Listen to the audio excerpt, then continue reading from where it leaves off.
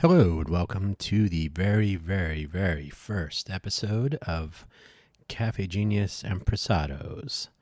An impresado with two S's. Cafe with two F's for that matter. This will be our podcast all about the various things that Caffe Genius is working on. Caffe Genius is more than one person, although I am the only one speaking today. My name is Dan Hugo. I founded, the Caffe Genius project group early in 2022. It was basically because I needed to call the pitch workout room idea something. So that seemed like a good idea. So what is the story behind the name? That'll be the first thing we can cover today. The Caffe Genius is a combination of two things. Cafe Centro, cafe spelled with two F's, is a coffee shop in San Francisco in the South Park. If you're familiar with where the baseball park is, where the train station is in San Francisco, very near there. I've been there. I had been there several times a long time ago. If you search for Cafe Centro modern times, it's just it'll probably sound like just a coffee shop, but in the early days, in the old days, I guess, it was where startups started. It was where deals were made. It was where discussions happened. So that seemed appropriate. In some of the days of the downtown project era here in Las Vegas, there was a thing we had. It was a gathering periodically of not always the same people, but a kind of a subset of a group of a fixed group. So some subset of the same people would have lunch, and we called it the Genius Lunch. And it was where we talked about what we're working on, how are things, what have you heard, who's doing what, all that. So Caffe Genius, there you go. So what do we do other than come up with weird names of things with various spellings? So Caffe Genius, like I said, started off as a way to kind of refer to the pitch workout room, which started in January of 2022. I think it was the 17th. It was the first Tech Alley of the year. I had met with Tech Alley driver, founder, chief cook and bottle washer, I think is one of the expressions. Josh Levitt. He had come to my Bootstrappers Breakfast meetup during CES week in 2022. And I said, what would be fun is if people could take an idea and just start talking without necessarily having a pitch prepared. And I likened it to an open mic. Like if you've ever done comedy or music or poetry or any sort of, just get up on stage and do it. So that was the idea. Get up on some sort of stage and present your idea as if it were a pitch. If you were pitching your idea in a formal setting, except for the formal part, and except for that nobody was going to be writing a check at the end. So essentially, as I like to say, your idea will not start itself. Good ideas don't come from sitting on the couch, that kind of thing. So you just have to start talking, and that was the idea. So Josh said, yeah, let's do it at Tech Alley. And I thought he meant like in February, but nope, 11 days later, we had a room full of people. We had 6. The format to get things started, I called it the Tight 5, like comedy, right? So a 5 minute, you get 5 minutes. You don't have to use it all, but you get 5 minutes. Initially, we started off with a hard line 5 minutes, and don't talk about money, right? Why bother? And that also takes the pressure off if you are just getting like, I don't have a deck, I haven't worked on an idea. That's okay. Just get up there. You don't have to know what these dollar figures are. You don't have to have your TAMs and all this other silliness. Just get up and talk about your idea. What are you trying to accomplish? What are you trying to solve? That kind of thing. Doesn't even have to be a startup for a company. It could just be an idea.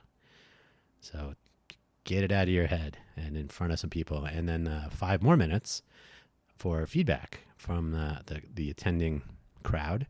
We had a room. The room was classroom-ish. So say it was like 25 people. So 25-ish people all listening. I think the February one we had standing room only. I mean, standing in the back only. So it was more than 25. But we had a nice turnout that first time, given that nobody knew what it was. And I went first just to sort of like, here's what we're doing. And it was a pitch I had never given before, although I had some slides. It went pretty well. I got some really useful feedback. And 4 more people went. So we had another, 7 minutes or something left in the hour. And Josh of Tech Alley fame had said, if there's time at the end, I have an idea I want to try out. So he took the last 5 minutes, say, and pardon me while I approach the climax of the story. A little carbonated beverage. So Josh had his idea, and he went up, and he didn't have a deck or anything, but he did grab a dry erase marker, and there was a dry erase board in the room, of course. And he never actually took the cap off the marker, so he was describing his idea and didn't really have a structure, just talking. And we all wondered if he was going to draw anything, but he did not. And that was that. So that was January of 2022. Every month there was almost full room. It was 6 people, 5 people. It was going pretty well. May it kind of slowed down a little bit. Then June, July kind of picked up again, and back to 4, 5, 6 people every hour. So that's once a month we were having this event, and it was a good time. Every month, at least one person would go on with the pitch that they had just practiced. I've never done this before. I've created the slide deck, but I didn't ever practice it, so they got to practice it. And then they would go on to pitch for money, fame, fortune, changing the world, all that. So I would call that reasonably successful given how it got started. And in the meantime, Josh launched his company that he talked about in July, and they were shipping products. So that also turned out pretty well. That story has been told several times, so you may have heard it, but you've heard it again. So the pitch workout room is where this notion started. But along the way, we also, I have been talking to people about a few other things. One of the things we did early, I want to say like March, April, was the Meetup Colaboratory. It looks like collaborate, but it's co-laboratory. And if you Google that word, you'll find that Google even has collaboratories. That's another spelling eye catcher for the observant. So Meetup Colaboratories, we talked about different kinds of meetups, different value propositions, what kind of meetups make sense, why would people go to your meetup, what should people expect, what should you deliver, how should you weigh those expectations, so to speak, right? So the thing I came away with from those discussions, and this was an experiment in meetup collaboration, right? How do we work between the organizer of a meeting, meetup, gathering, lecture, anything, and the people attending, thinking beyond the attendance number, right? For example, often, going back to the pitch workout room, oftentimes people would say, how many people showed up? That was their first question. And I said, well, what does it matter if it was one person, but it was the right person? That's right. Yeah, that's good enough. But there is a bent on attendance numbers being the true tell of the success of an event. I don't happen to believe that or agree with that. So we came up with the notion of OKRs for the organizer and KPIs for the attendees. So that means I have some objectives for a meetup that I want to have, say the pitch workout room. My objectives would be people who attend have an idea and they have never, or they maybe not often enough, or whatever they're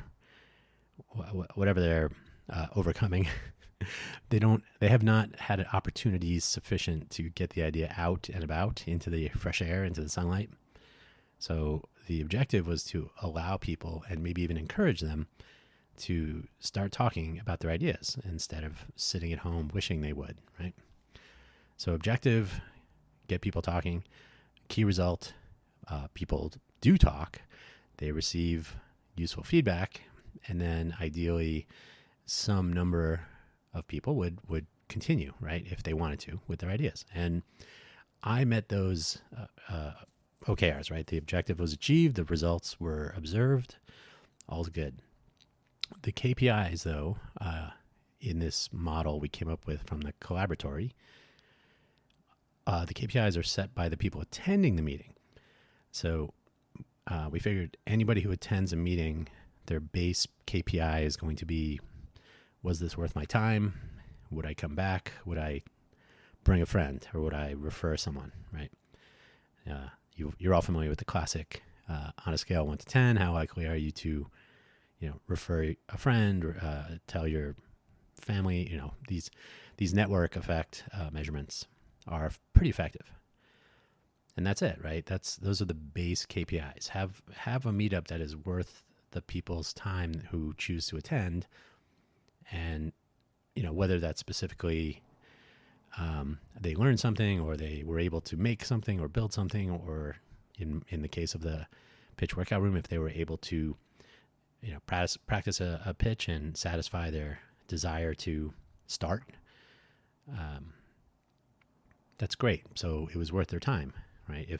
And even the audience members got to participate, right? So it was a completely participatory event, which satisfied the OKRs from my side as the organizer. And then since people did come back for many months month over month, same faces, same people, new pitches. So the OKR KPI match seemed to be valid, I guess. So to me, that was a reasonable demonstration for myself that balancing the organizer OKRs against the attendee KPIs made some sort of sense. So applying that to other meetups is something that I've been doing and that we are doing now in our other projects, which I will now describe. So Pitch Workout Room is continuing in 2023. We'll get to that in the next podcast or two, but if you're listening to this in February, then think middle of March. Pitch Workout Room, the return of, at the Innovation Center downtown, 4th and Lewis, and we'll do 2 hours instead of 1, and we'll try some different formats and all sorts of good things. So fear not, you will be able to pitch your pitch practice events returning. And Pitch Mingle, by the way, that's also another one. We'll talk about that next time because we're already somewhere over 12 minutes, and I don't want this to go much more than 20 for an introduction. So the other things we're working on, there's a downtown project retrospective that we are starting to ramp up.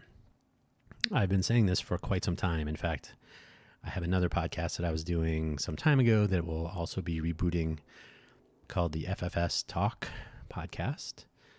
So if you can imagine what FFS means, it's more of a sort of a rant, but it's not only just ranting, but it's what do we do about it, right? So the tagline was what works, what doesn't, and what can we do about it? So the Downtown Project Retrospective is something I mentioned in, I think it was the first episode, first and second even. The last mile problem, what did people take from Downtown Project? Was it effective? Was it ineffective, right? So what did work, what didn't? And there are a couple of important reasons to do that. First of all, why would anyone want to do a downtown project again? So it's worth the retrospective to learn these things to apply to the next iteration, right? So if somebody were to actually focus on a downtown project like a smart city, a startup city is a startup, to coin a phrase. Sorry about the, had to get a beverage there. When I say carbonated beverage, it's actually soda water with some Torani syrup in it. So it's club soda, Torani, almond roca, and vanilla. Kind of tastes like cream soda. Delightful. So the idea was, first of all, we should know for posterity how did it really go? Because people have a certain memory of things, and they'll remember the good parts. They polish off the rough spots, I think is the saying. I think it was from, what was that graduation speech? Anyway. So people will remember things fondly, and it doesn't.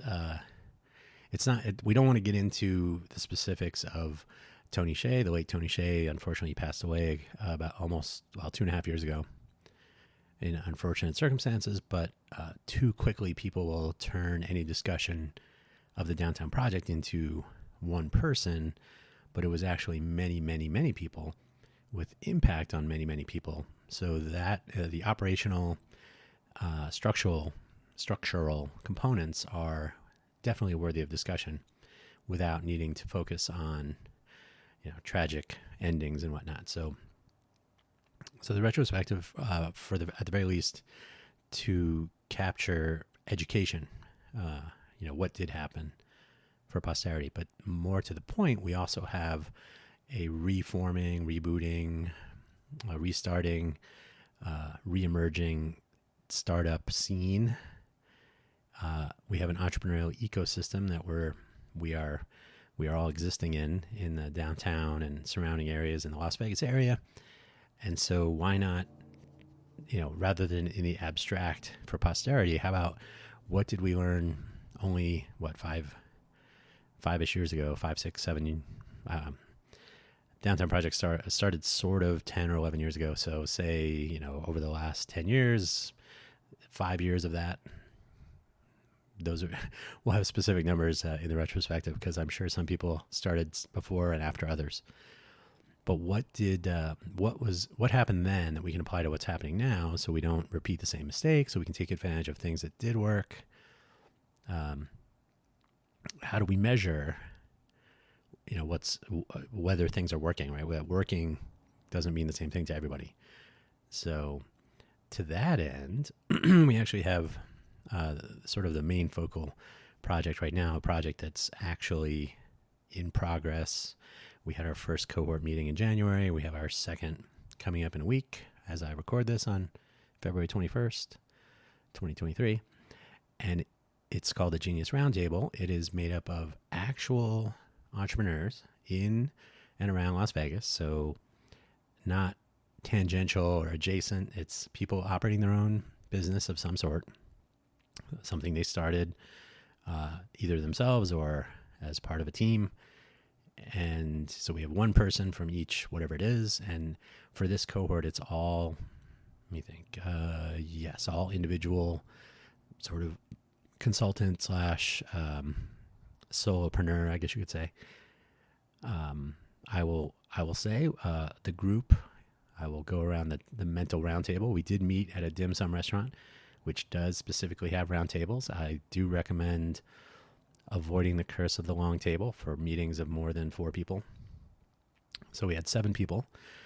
We have Evelyn, who has many startups under her belt and has a couple of startups that we are actually bouncing around ideas for here in Vegas. She is a transplant from Silicon Valley most recently, so that was an interesting angle. So she's essentially an experienced entrepreneur looking to be entrepreneurial in Las Vegas. So that was that's a very useful take, because you can kind of measure what's missing, what do we have, what's missing, and so on from a place like Silicon Valley, which is known for being entrepreneurial in its heyday. Maybe not so much lately, and that'll be another discussion for another time. Steven is a native. He's the only native Las Vegas person at the table. He's lived here his entire life. He is starting a stealthy startup, but he's got background in education and other relevant areas that we are talking about as far as the components of our ecosystem. So he's got the long view of Las Vegas for entrepreneurs. Then we have Sammy, who is a strategic consultant, 3 years in Las Vegas, I think, and from the LA area, from California. So the 3 of us, myself, Evelyn, and Sammy, are essentially from California. I'm 10 years in Vegas. Sammy, 3 years. Evelyn, less than a year. So a strategic consultant, we have Matthew, the data scientist. He's going to help us with establishing metrics to measure, what's working and what isn't. So rather than being sort of subjective and and anecdotal, we can try to apply some actual objective measurements and see where we end up with. See what we end up with, where we end up.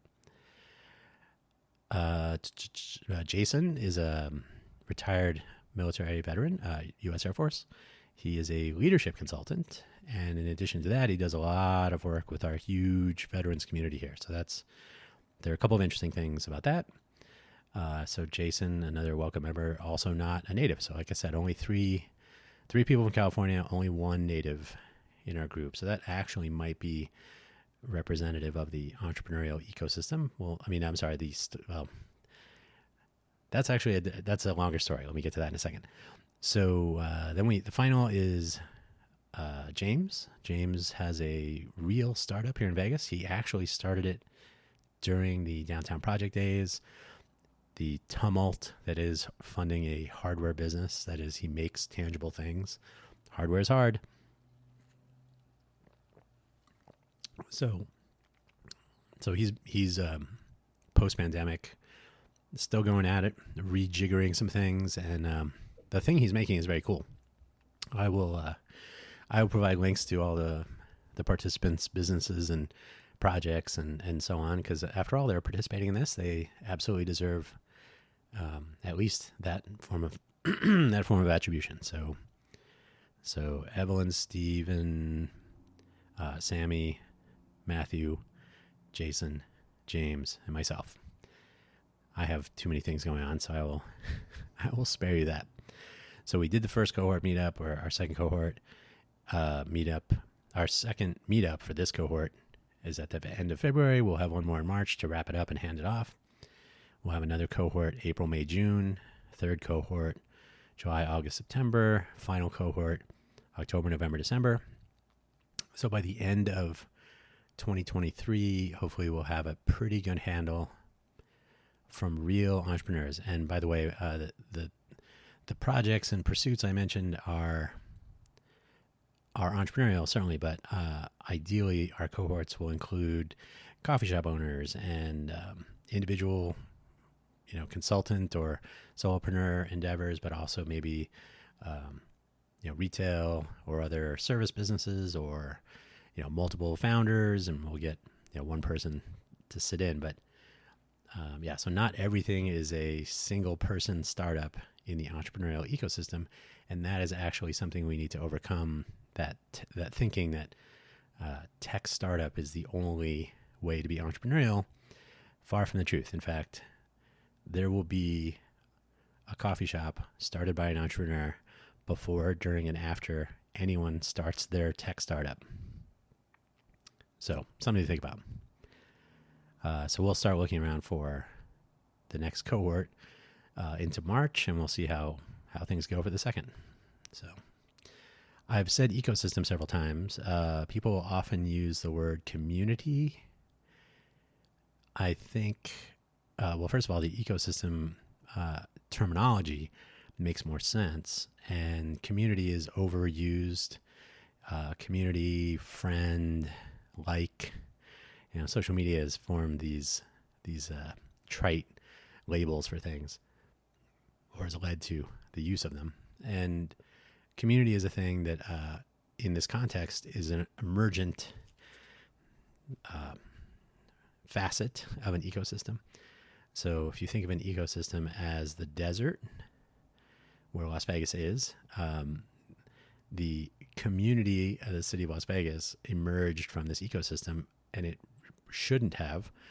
Las Vegas couldn't exist without the Hoover Dam and air conditioning and power generation, electricity, so on and so on. So the community that is the city and the unincorporated part, so we'll call it the society that lives here, emerged from the ecosystem as it was available. The ecosystem for the entrepreneur in Las Vegas has certain features, certain components. I summarize them usually as an education component, a government component, like cooperation through regulation and so on. Education is access to education and a talent pool and interest in what's happening. And access to capital, of course, makes the world go round. And then the fourth one will sound confusing, but the community or the participants in the ecosystem. So if we were to liken it to agriculture, an ecosystem is where plants and animals grow, the flora and the fauna. So if you can imagine a field of wheat or flowers or anything, the ecosystem has the crop, the wheat, the flowers, and so on. But there are other members of different communities, for example, insects and the importance of bees. So a single ecosystem can actually support multiple communities, and sometimes they rely on each other and sometimes they're predatory, right? So there could be a parasitic reaction or interaction between communities in the same ecosystem. So if we look at it like that, then if the Las Vegas entrepreneurial ecosystem enables entrepreneurialism, the communities that emerge are maybe coffee shop owners or retail businesses or tech startups or veterans or women entrepreneurs, or the list goes on and on. And sometimes these communities interact and they help each other, they elevate each other's efforts. And sometimes they may compete for resources, for space. They may make it more expensive to live here. So a community of tech startups that becomes very large and successful, in quotes, successful, whatever that really means, may cause prices to rise, cost of living increases that will make it more difficult for other communities to continue to be successful. So it's something to consider. It's a big picture view. And if we look at it in an ecological sense, then we can look at, we can take some analogs from the way the world works. So climax, community, carrying capacity, two of my favorite ecological considerations. So that's about it for today. I wanted to plant some seeds to let people know what we're up to. There are a few other things that are on the horizon. I mentioned the pitch workout room returning. There will be some interactions with a project that the Innovate for Vegas Foundation is kicking off, talks.vegas. So there may be opportunities to segue from the pitch workout room into some talks. Yeah. And some other projects and some of the things we're working on will include interactions with people that might benefit from some Innovate for Vegas projects. And as you may or may not know, I'm also the managing director of Innovate for Vegas Foundation. So I'm sure there will be some cross-pollination of mentions here and there. But that's what we are working on. That is Caffe Genius. And this has been the first episode for Empresarios. And I hope to have guests and fun topics and updates on the progress of various things through the year, and who knows for how long after. So thank you so much for listening, and tell your friends. We'll talk to you next time. Thank you so much.